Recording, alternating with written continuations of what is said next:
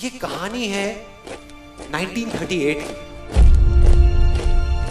कैरली नाम के एक आदमी की हंगेरियन आर्मी में, और वो उस कंट्री का बेस्ट पिस्टल शूटर था।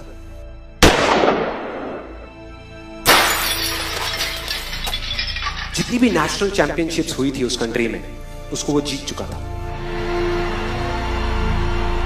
और सबको ऑलमोस्ट कंफर्म था कि 1940s में जो ओलंपिक्स होने वाले हैं उसमें गोल्ड मेडल कैरली को ही मिलेगा। और उसने सालों से ट्रेनिंग करी थी। उसका एक ही सपना था, एक ही फोकस था कि मुझे अपने इस हाथ को दुनिया का बेस्ट शूटिंग हैंड बनाना है, बेस्ट बनाना है, बेस्ट बनाना है। और वो कामयाब हो गया, उसने बना लिया बेस्ट शूटिंग हैंड। सिर्फ 2 साल का फर्क था। 1938 में एक आर्मी का ट्रेनिंग कैंप चल रहा था। क्योंकि वो आर्मी में था तो एक एक्सीडेंट हो गया। उसके उसी हाथ में जिससे उसने गोल्ड मेडल जीतना था, उसमें एक हैंड ग्रेनेड फट गया और वो हाथ चला गया। जो उसका सपना था, जो फोकस था, सब खत्म।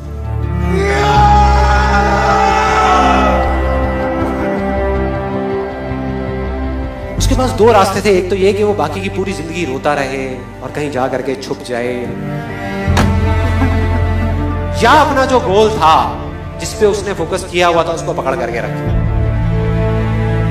तो उसने फोकस किया उस पे नहीं जो चला गया था, जो उसके पास नहीं था। उसने फोकस किया उस पे जो उसके पास था।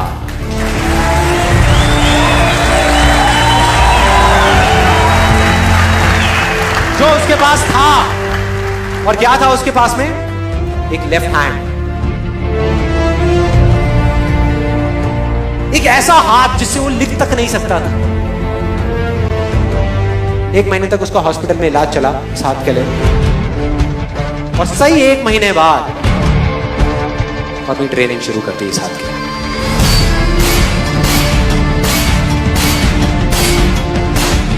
ट्रेनिंग के 1 साल बाद, मतलब कि 1939 में वो वापस आया। नेशनल चैंपियनशिप्स हो रही थी वहीं पे हंगरी में, और बाकी भी बहुत सारे पिस्टल शूटर्स थे वहां पर।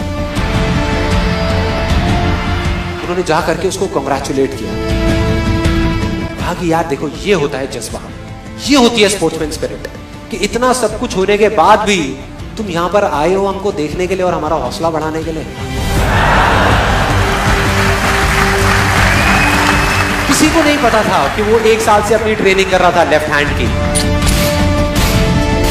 और उसने जवाब दिया, मैं यहां पर तुम्हारा हौसला बढ़ाने नहीं आया, तुम्हारे साथ कॉम्पीट करने आया हूं, तुमसे लड़ने आया हूं, तैयार हो जाओ। और कंपटीशन हुआ। बाकी सब वहां पर जितने भी लोग थे वो कॉम्पीट कर रहे थे अपने बेस्ट हैंड से। ये कॉम्पीट कर रहा था अपने ओनली हैंड से। ओनली हैंड से। कौन जीता? The man with the only hand, Kairali जीत गया। लेकिन वो यहां नहीं रुका। उसका गोल क्लियर था कि मुझे इस हाथ को इस कंट्री का नहीं, इस पूरी दुनिया का बेस्ट शूटिंग हैंड बनाना है। उसने अपना सारा फोकस उठा करके डाला 1940 पे, जब ओलंपिक्स होने वाले थे। लेकिन 1940s के ओलंपिक्स कैंसिल हो गए वर्ल्ड वॉर की वजह से।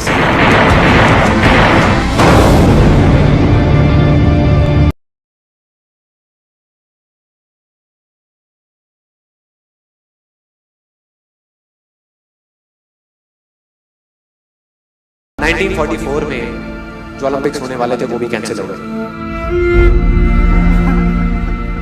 वर्ल्ड वॉर की वजह से। फिर से कैंसिल।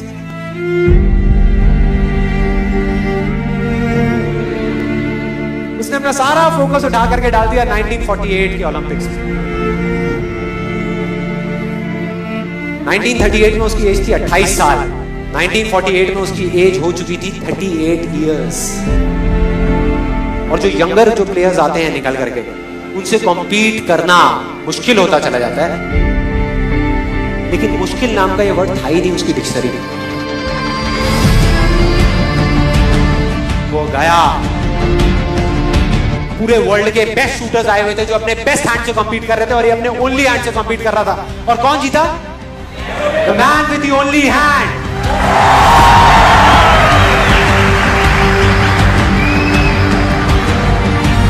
लेकिन वो तब भी नहीं रुका। 1952 ओलंपिक्स,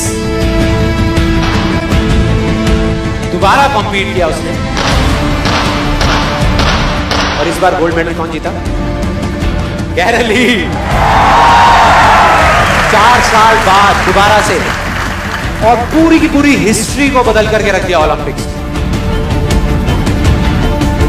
इस पर्टिकुलर कंपटीशन में उससे पहले किसी भी एथलीट ने लगातार 2 गोल्ड मेडल्स नहीं जीते।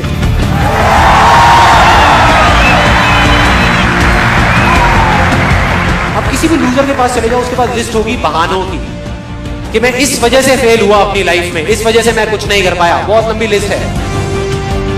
और दूसरी तरफ विनर के पास चले जाओ, उसके पास में 1000 वजह होगी वो ना करने की जो वो करना चाहता है, सिर्फ एक वजह होगी वो करने की जो वो करना चाहता है, और वो कर जाएगा।